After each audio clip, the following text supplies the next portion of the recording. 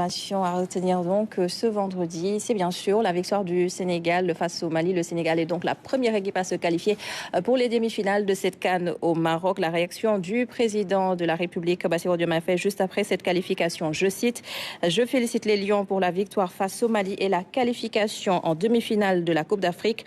Cette performance confirme la solidité d'un collectif construit dans le travail et la constance. Continuer avec ambition, exigence et combativité. Le Sénégal regarde devant avec confiance. » Fin de citation. Et sur invitation du directeur général de la RTS, Papa Lénion, le ministre de la Communication, a assisté à la victoire des Lions du Sénégal au village de la CAN de la RTS à la place de l'Obélisque. Au programme, un tour d'honneur, des échanges avec l'ensemble des partenaires de la télévision nationale, ainsi qu'une communion avec le public venu assister à la qualification de l'équipe nationale en demi-finale de la CAN. Sorna Ndiaye. C'est sous une fine pluie que l'invité du jour du village de la CAN a rejoint son hôte. Le ministre de la Communication, Alioune Sall, et ses collaborateurs ont rejoint la forte communauté d'abonnés du site qui y regardent les matchs depuis le début de la CAN. D'abord en stand pour apprécier l'ouverture du score par Iliman Ndiaye après 27 minutes de jeu.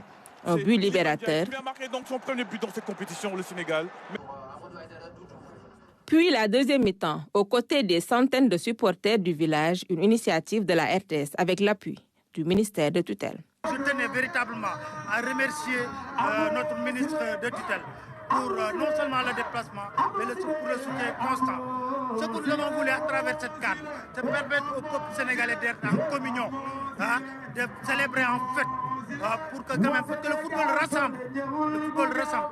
Et aujourd'hui, nous pensons que nous allons doucement, match après match, vers un second sacre des Lions. Une concentration maximale pour le ministre dans la peau d'un 12e Gaïndé. Chaque action avec son lot de réactions. Tantôt satisfaction, tantôt encouragement. Il se doit faire de faute.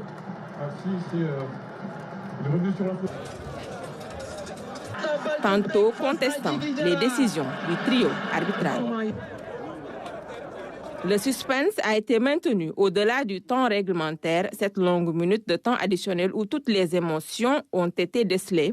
Le sifflet final libérateur envoie tout le monde aux anges, toujours dans la communion.